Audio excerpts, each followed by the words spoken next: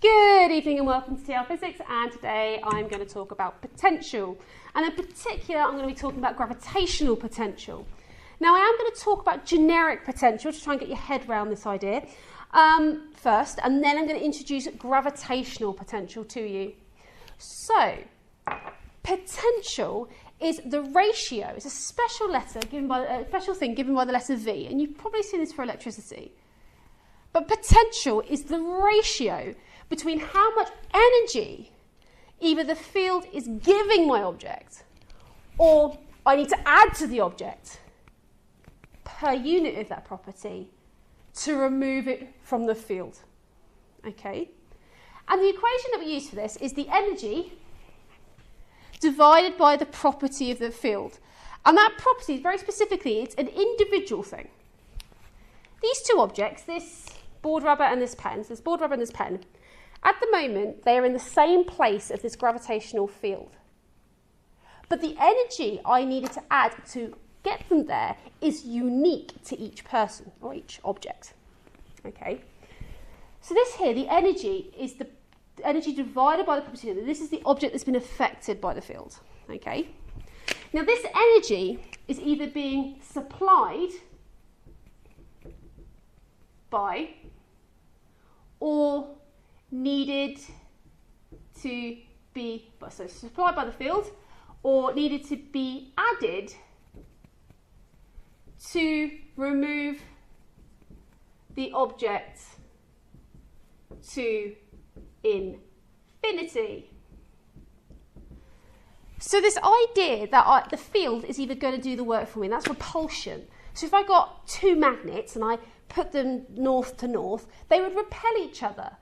The potential is acting in such a way that the energy is being supplied to the object to make it leave the field. Okay? Now, the way I can tell if the energy is being supplied by the field or I need to add energy to take this out is by the sign. Okay? If the sign is positive, if my potential is positive, that means the field is doing the work for me. The field is kicking out the object, okay? If the field is negative, I need to add energy. I need to do work to get the object out and move it to infinity. Now let's look at it in the case of gravitational fields. Okay, and I'm going to be using V, because this is the value for potential, but I am going to put a little g there just to make sure that you're aware that it's gravitational fields I am talking about. Now this is the energy, okay, divided by the mass, okay?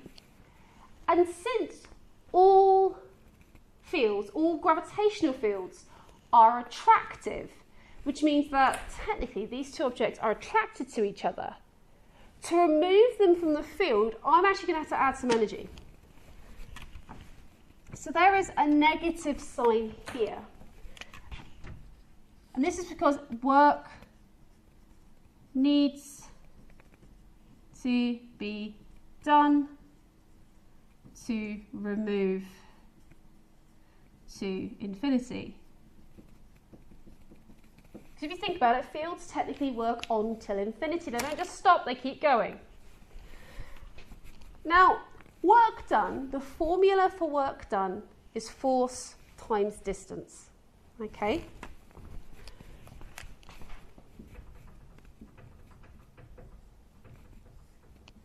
And the force that I am trying to overcome, this force that's attracting them together, is Newton's law of gravitation. So I'm going to replace this F with the formula G big M little m over r squared. So I'm going to end up with this.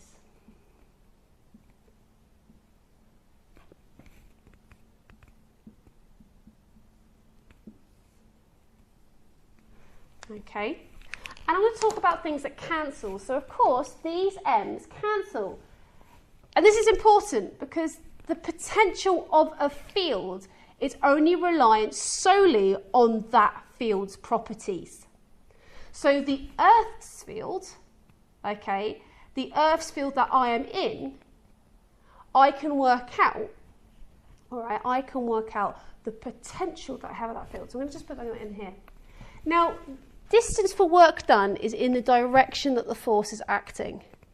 And the radius is the distance between the two objects. If I had object with a little m here and the object with big M here, okay, and this is my radius here. Now the idea, this is the energy that the field would give me, okay, and technically the energy the field would give me would move me the distance from the centre of the mass here to this point here, okay. So this distance and this radius are exactly the same value here. So I can actually cancel these. And what I am left with is this formula here. Okay, not forgetting the negative sign, okay? So this negative sign is really important. So this formula for gravitational potential, VG, is minus GM over R, tells me that exactly what I said earlier about these two objects. They're different masses, but they're at the same point in the Earth's gravitational field. So at this point, they have the same potential. I can then use this formula, okay, yeah, oh, no, I've got it on that board there.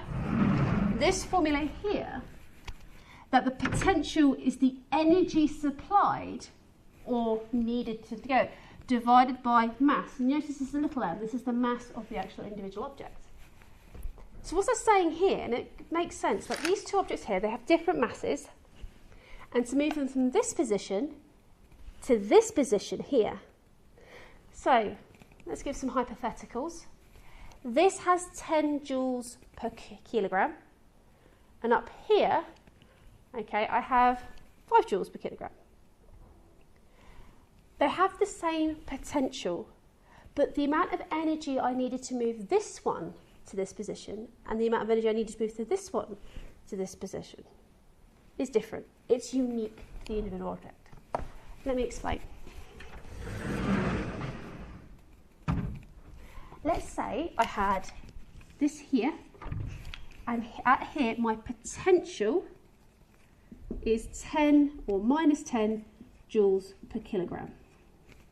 And up here, this was my potential was minus 5 joules per kilogram. I have two objects, okay, project A and object B. And I am moving them both to this potential line here. A is 10 kilograms and B is 100 kilograms. It makes sense that the heavier object is going to require more energy to move it to this position. So let's have a look.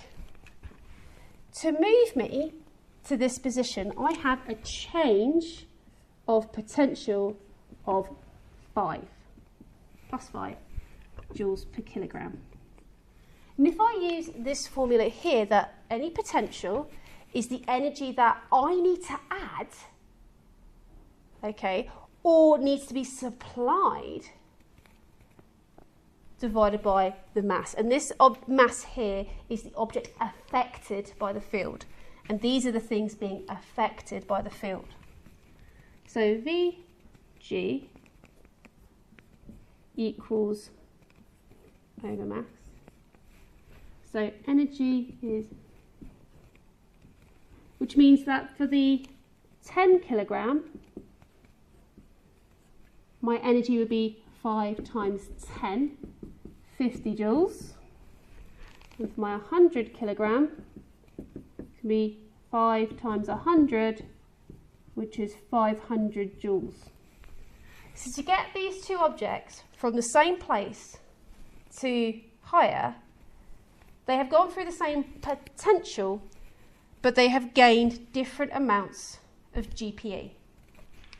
So this is the gravitational potential energy here that they would gain as they go up. And this is the energy I have put in to remove them.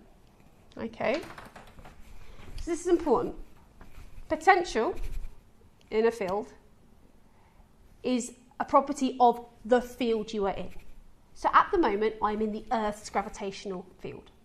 So I can work out at any point in this field, here or here or here or wherever, I can work out the potential in the field using this formula here. If I was then to take an object in that field and move it in that field, I could calculate the energy that would require me to do that by using this formula here. Okay, so that is gravitational potential. And in my next video, I'm going to be doing an example using these formulae to explain a little bit more in depth about what gravitational potential energy is.